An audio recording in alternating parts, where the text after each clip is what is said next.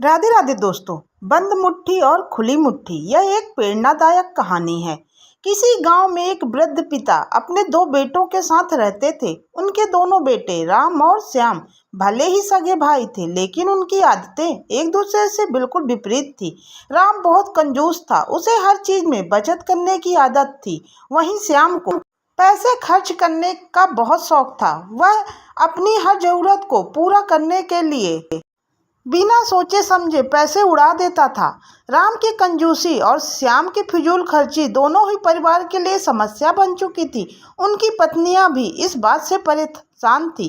वे चाहती थी उनके पति समझदारी से पैसे खर्च करें और जीवन में संतुलन बनाए रखें, लेकिन राम और श्याम किसी की भी बात नहीं सुनते थे।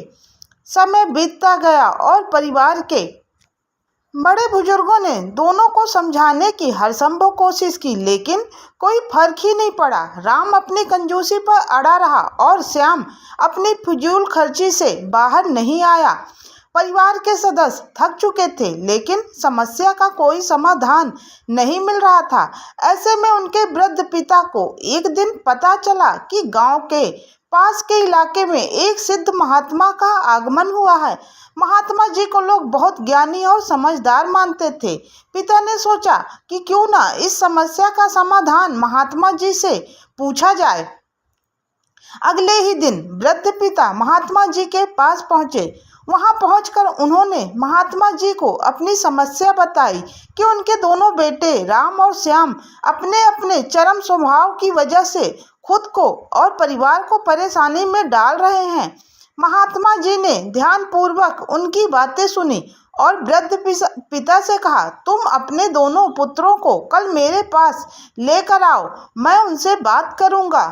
वृद्ध पिता को महात्मा जी के शब्दों पर भरोसा हुआ। अगले दिन वह तय समय पर अपने दोनों पुत्रों राम और श्याम को लेकर महात्मा जी के पास पहुंचे।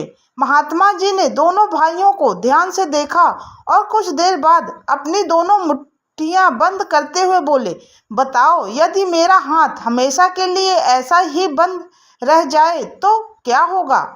राम और श्याम ने कुछ क्षण सोचा और फिर बोले, महात्मा जी, अगर आपका हाथ हमेशा बंद रहेगा तो ऐसा लगेगा जैसे आपको कोई गंभीर रोग हो गया है, जैसे कि कोढ़। महात्मा जी ने सिर हिलाया और फिर अपनी दोनों हथेलियां पूरी तरह खोलते हुए कहा, अच्छा, अब बताओ, अगर मेरा हाथ हमेशा के लिए ऐसा खुला रहे तो कैसा लगेगा? दोनों पुत्रों ने फिर जवाब दिया, अगर आपका हाथ हमेशा खुला रहेगा तब भी यही लगेगा कि आपको कोई बीमारी है। यह भी एक तरह से असमान होगा। महात्मा जी ने गंभीरता से कहा, यही तो मैं तुम्हें समझाना चाहता हूँ। हमेशा अपनी मुट्ठी बंद रखना यानी हर चीज में कंजूसी करना और हमेशा अपनी हथेली खुली रखना यानी कि फिजूल खर्ची करना, दोनों ही जीवन में असंतुलन का संकेत है। जब इंसान हर समय अपनी मुट्ठी बंद रखता है तो वह कितना भी धनवान क्यों न हो, उसके पास पैसे होते हुए भी वह निर्धन की तरह जीवन बिताता है। वह सुख सुविधाओं का आनंद नहीं ले पाता और हमेशा कंजूसी में डूबा रहता है। वहीं जो व्यक्ति हमेशा अपनी हथेली खुली रखता है और बिना सोचे समझे खर्च करता है, चाहे उसके पास कितना भी धन क्यों न हो, एक दिन वह निर्धन हो जाता है और उसे इसका आभास भी नहीं होता है। महात्मा जी ने अपनी बात को और स्पष्ट करते हुए कहा, संतुलन जीवन का सबसे महत्वपूर्ण तत्व है। हमें कभी कभी अपनी मुट्ठी बंद रखनी चाहिए, यानी हमें बचत करनी चाहिए और भविष्य के लिए सोचना चाहिए, लेकिन हमेशा मुट्ठी बंद नहीं रखनी चाहिए, क्योंकि ऐसा करने से हम जीवन के आनंद से वंचित रह जाते हैं। उसी तरह हमें कभी कभी अपनी हथेली खोलनी चाहिए, यानी अपनी आवश्यकताओं और इच्छाओं को पूरा करने के लिए पैसे खर्च करने चाहिए। लेकिन अगर हम हमेशा अपनी हथेलियां खोल कर रखेंगे तो एक दिन हमारे पास कुछ भी नहीं बचेगा। राम और श्याम ने महात्मा जी की बातों को बहुत ध्यान से सुना। उन्हें अपनी गलती का एहसास हुआ। उन्होंने देखा कि अतिरिक्त व्यवहार न सिर्फ उन्हें बल्कि उनके परिवार को भी परेशान कर रहा था। राम को समझ आया कि उसकी कंजूसी ने उसे अपने परिवार से दूर कर दिया और श्याम ने महसूस किया कि उसकी फिजूल खर्ची ने उसकी जिम्मेदारियों को नज़रअंदाज कर दिया था।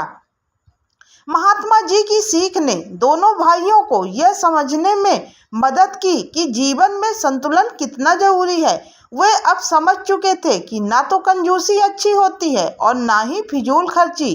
जीवन में सही समय पर सही तरीके से खर्च करना और बचत करना ही संतुलित जीवन का रहस्य है। महात्मा जी को प्रणाम करके राम और श्याम ने मन ही मन यह निश्चय किया कि अब वे अपनी आदतों में बदलाव लाएंगे। वे समझ चुके थे कि जीवन को सुखी और संतुलित बनाने के लिए कभी कभी मुट्ठी बंद रखनी चाहिए और कभी कभी खुली। वृद्ध पिता अपने बेटों के इस परिवर्तन को देखकर बहुत खुश हुए। अब राम ने अपनी कंजूसी छोड़कर समझदारी से बचत करना शुरू किया और श्याम ने भी अपनी फिजूल खर्ची को नियंत्रित करते हुए जिम्मेदारियों से पैसे खर्च करना शुरू किया। परिवार में अब शांति और संतुलन था और सभी महात्मा जी की शिक्षा के लिए उनके आभारी थे।